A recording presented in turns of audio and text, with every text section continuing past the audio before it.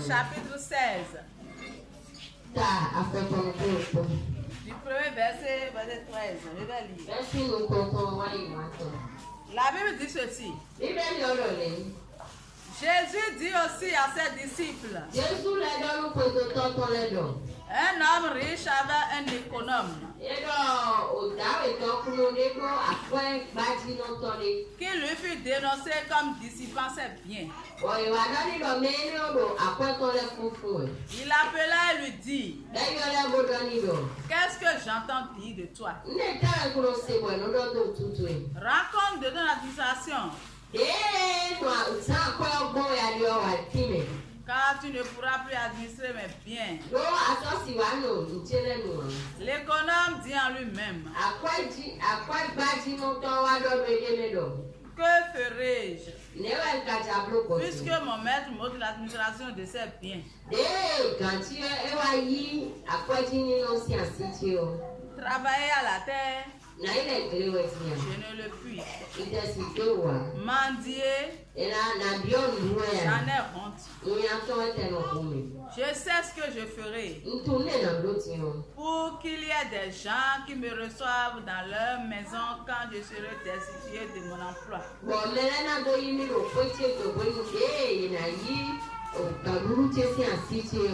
Et faisant venir chacun des débiteurs de son maître, il dit au premier: combien dois-tu à mon maître? 100 mesures d'huile, répondit.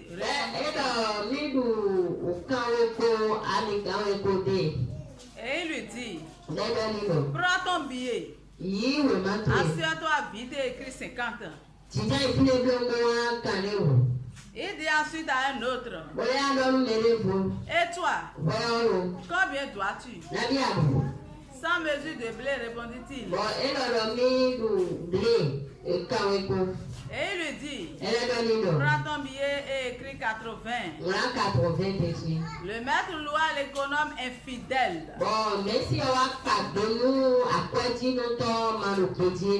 de ce qu'il avait agi prudemment. Car les enfants de ce siècle sont plus prudents à l'égard de leurs semblables qu'ils ne le sont les enfants de lumière. Et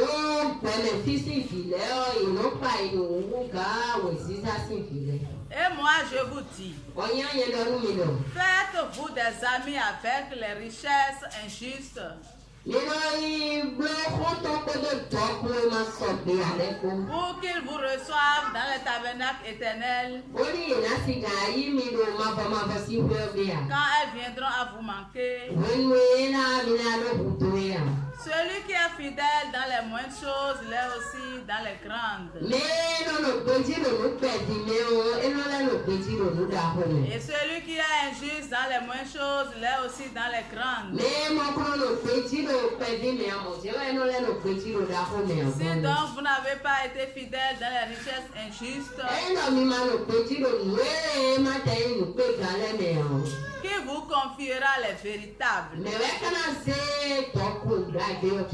Et si vous n'avez pas été fidèle dans ce qui est à autrui, qui vous donnera ce qui est à vous? Un serviteur ne peut servir 2 maîtres. Car ou il haïra l'un et aimera l'autre, ou il s'attachera à l'un et méprisera l'autre. Vous ne pouvez servir Dieu et maman. Alléluia. Notre thème de ce matin, c'est l'économe de Dieu. L'économe de Dieu. L'économe de Dieu. C'est quoi un économe? C'est un administrateur. C'est quoi un administrateur? Un administrateur, c'est celui à qui on confie quelque chose.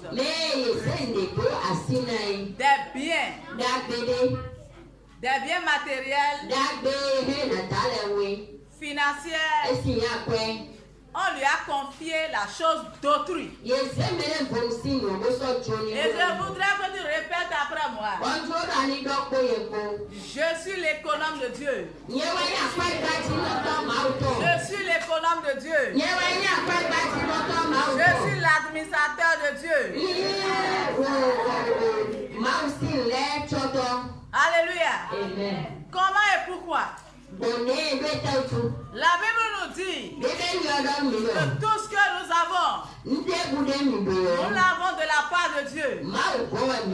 D'abord, le fait que nous sommes debout, nous respirons. Ça, c'est une grâce que Dieu nous a donnée. Le souffle de vie que nous avons, c'est Dieu qui nous l'a donné. Et par conséquent, même le travail que nous faisons, c'est Dieu qui nous a donné le travail. Parce que tu peux trouver du travail et tu ne pourras pas le faire. La maladie seule suffit pour t'empêcher de travailler. Alléluia. Amen. Nous sommes des économes de Dieu. Dieu nous a mis en tant qu'administrateurs. Si nous regardons les administrateurs de forum WhatsApp, c'est eux qui coordonnent, qui donnent vie à leur forum. C'est eux qui organisent. Et même il faut jusqu'à organiser des rencontres. Ça, c'est le rôle d'un administrateur. Et toi aussi, tu dois savoir que tu es un administrateur de Dieu. Dieu t'a donné la vie. Il a fait tu de marcher. Tu es vivant. Tu travailles. Tu trouves de l'argent. Tout ce que tu as, c'est Dieu qui te l'a confié. Ton mari là, c'est Dieu qui te l'a confié. Ta femme, c'est Dieu qui te l'a confié. Tes enfants, c'est Dieu qui te l'a confié.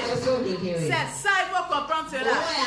L'argent que tu touches à la fin du mois, ce que tu te fais, l'argent qui vient dans tes mains, il faut savoir que c'est Dieu qui te l'a donné. Et il t'a mis là en tant qu'administrateur. Il t'a mis là afin que tu fasses les choses dans les normes.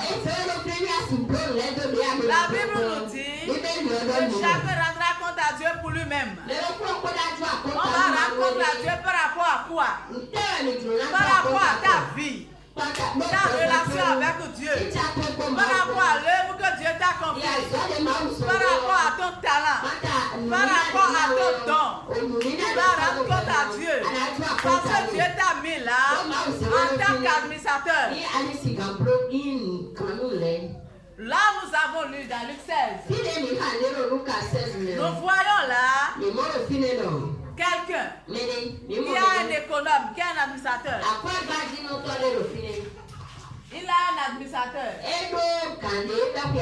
Et il était là quand quelqu'un est venu lui dire: ton économe là, il gère mal ton argent. Il gère mal tes biens. Et automatiquement il a appelé et il lui a dit: comment gères-tu mon argent? Comment gères-tu mes richesses? Et Dieu te pose la même question. Ceux qui dorment là, levez vos mains et va voir. Dieu te pose la même question. Dieu te demande: comment gères-tu les biens que Dieu a mis à ta disposition? Dieu te donne de l'argent pour que toi là, tu utilises. Et à la fin du rouleau, tu vas rendre compte à Dieu. Le simple fait de donner sa dîme là est devenu un grand problème. Est-ce que tu es un bon économe? Es-tu réellement un bon administrateur? Le simple fait de mettre ça dans sa poche pour donner offrande dans l'église, c'est un problème pour toi. Si tu n'as pas, Dieu sait que tu n'as pas. Mais quand tu as et tu refuses de donner, la Bible dit que nous devons amener dans sa maison les dîmes et les offrandes. Et pendant qu'on parle d'offrandes, toi tu sors. Tu fais comme si tu veux aller uriner. Et tu attends ce que les gens finissent la louange. Et tu reviens. Tu trompes qui? Tu te trompes toi-même. Alléluia. Parce que lorsque tu vas continuer, Dieu va te fermer le robinet. Dieu va te fermer le robinet. Je vous donne un exemple. Si un parent,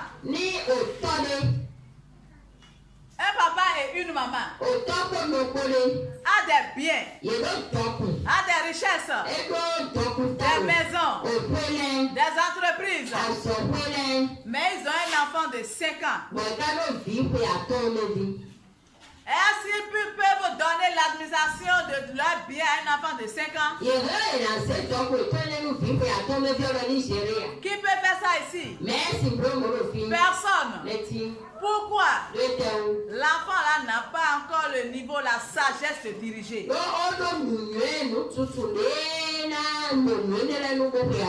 on attend que l'enfant grandisse. Alléluia.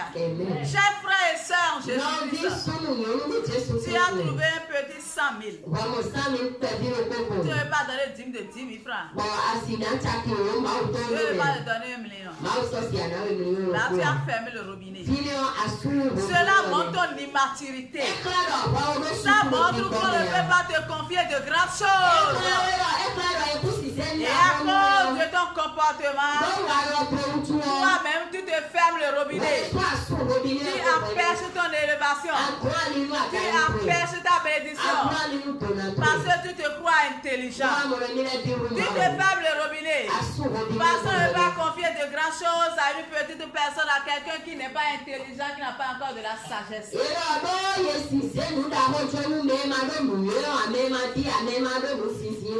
Comme hommes que nous sommes, nous ne pouvons pas confier de grandes choses aux enfants de 5 ans, 3 ans, 8 ans. Il faut savoir que Dieu n'attend que toi. Il n'attend que toi. Il attend ta maturité. Il attend que tu grandisses. Lorsque tu vas grandir, il peut te confier de grandes choses. Le don qui est en toi, le talent que Dieu t'a donné, et tu as pris ça comme de l'orgueil. Et tu crois que c'est toi seul qui peux faire ça. Sans moi, on ne peut pas faire ça. Alléluia. Amen. Il y a un verset qui me fait peur. La Bible dit, car on donnera à celui qui a, il sera dans l'abondance. Mais à celui qui n'en a pas, on lui ôtera ce qu'il a. Ne permets pas que Dieu t'ôte tout ton talent, ton don. À cause de ton orgueil, ou bien à cause de ton indiscipline, ou bien à cause de ton manque de zèle.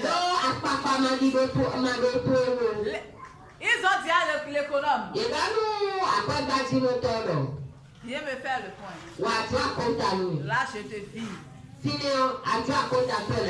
C'est ça. Quand Dieu te met quelque part, il t'a donné les aptitudes, la capacité de pouvoir le faire. Mais quand tu commences à faiblir, tu commences à dissiper ce que Dieu t'a confié. Il va t'ôter ce qu'il t'a confié. Il va donner à quelqu'un. Quelqu'un de vulgaire. Quelqu'un qui ne mérite pas. Celui en qui on ne croit même pas qu'il peut faire de telles choses. Il va lui donner et t'arracher. Comment gères-tu ce que Dieu t'a confié? Les enfants que Dieu t'a donnés sont des choses qu'il t'a confiées. Comment gères-tu les les enfants? Est-ce que tu les amènes dans sa maison? Est-ce que tu les éduques selon la parole de Dieu? Ou bien toi tu les éduques selon ta sagesse, selon ta connaissance? Tu vas rendre compte à Dieu. Beaucoup de personnes semblent d'orgueil à cause de la richesse. Alléluia. Amen. Et ils vivent dans l'orgueil. J'ai partagé une statue sur mon WhatsApp. Le grand bosseur, il a fait la bosse. Et jusqu'au point où son corps est déformé. Quand tu le vois là, personne ne va te dire avant que tu ne saches que celui-là, et il donne des coups de poing. Mais à sa vieillesse, il ne veut pas se redresser seul. Parce que chaque chose a son temps. Personne ne sera jamais fort pour tout le temps. Mais on est fort seulement pour un temps. Donc fais gaffe. Fais beaucoup attention. Si Dieu te donne l'opportunité, la grâce de faire quelque chose, il te met administrateur, fais-le dans l'humilité. Toi, femme, Dieu t'a confié ta maison. Si tu crois que ton mari ne connaît pas Jésus, c'est ton obéissance. Alléluia. Ton humilité qui va faire que ton mari va voir en toi une bonne femme. Il verra dans ta vie la main de Dieu dans ta vie. Et il va jauger Dieu par rapport à ta vie. Et en ce moment, tu lui donnes au moins 40 à 50% de se convertir.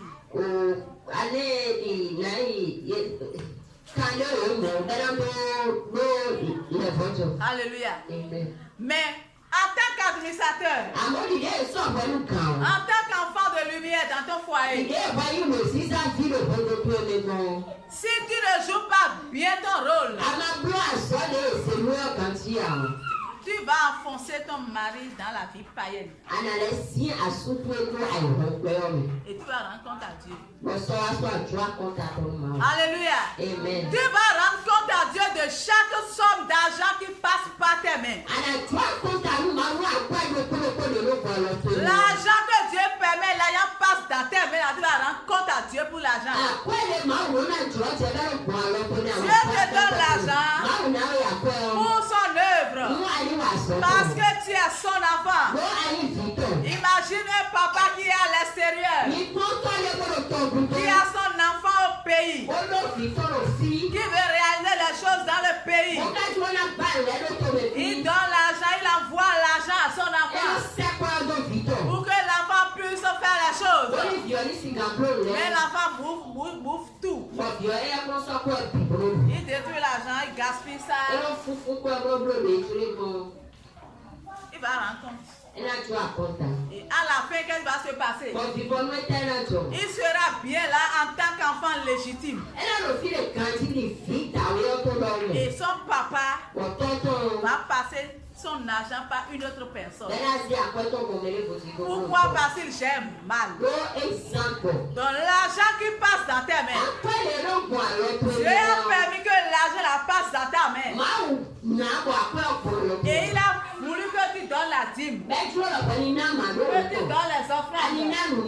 Et toi tu te crois plus intelligent.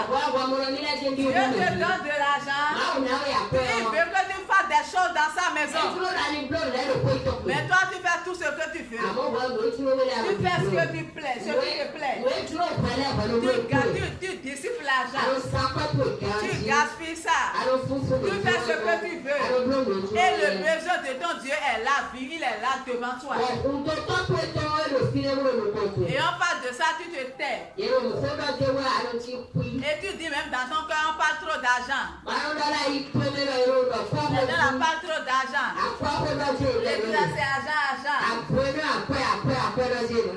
regarde pas. Dieu va te remplacer. Il va te remplacer dans sa maison. Parce que l'homme ne va pas mourir ou bien souffrir à cause de ton indiscipline.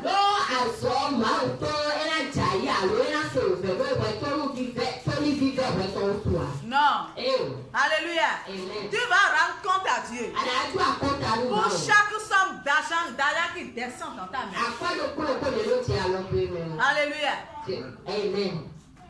Ce que nous avons ne nous appartient pas. Mais c'est Dieu qui nous a établi de ses richesses. Nous devons bien gérer les biens que Dieu nous donne pour rendre un bon compte à Dieu. Un jour, nous devons prendre garde à ces choses. Nous devons prendre garde aux choses d'autrui. La parole de Dieu dit, si tu n'arrives pas à bien garder la chose d'autrui, comment est-ce qu'on peut te confier pour toi-même? Si vous voyez les gens du Nigeria, les Igbo là, ils amènent les enfants de chez eux. Et les enfants sont à leur service. Et ils sont là dans la boutique. Et ils travaillent jusqu'à grandir. Mais une fois grand, ces Igbo là leur donnent leur propre boutique. Il faut que tu fasses pour autrui avant de recevoir pour toi-même. Ce que Dieu t'a confié là, c'est pas pour toi. C'est pour Dieu. Donc il faut que tu gères bien ce que Dieu a mis entre tes mains. Nous devons faire des trésors au ciel. Quand le jour viendra, où Dieu nous récompensera. Le Seigneur va te récompenser, toi qui es fidèle. Il va te récompenser. Le Dieu que tu sais est juste. Dieu est juste. Il va te récompenser. Pour toi qui t'efforces, qui te bat, qui fournit d'efforts dans les petites choses que Dieu va t'a donné, il va te donner de grandes choses. Il va élargir tes richesses. Il va élargir tes finances.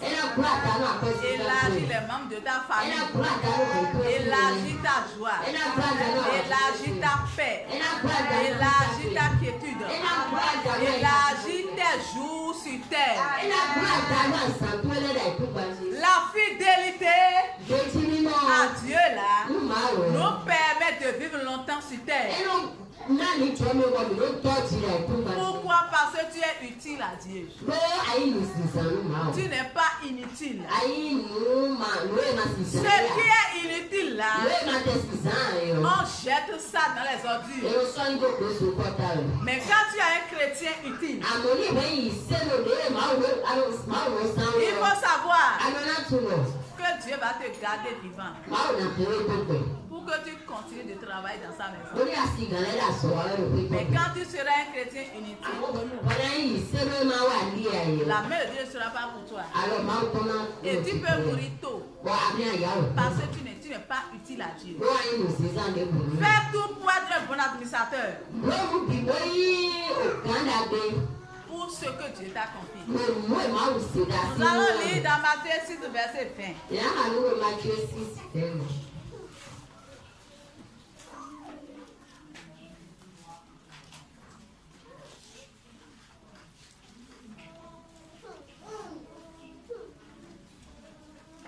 Qui est là? Matthieu 6, 20.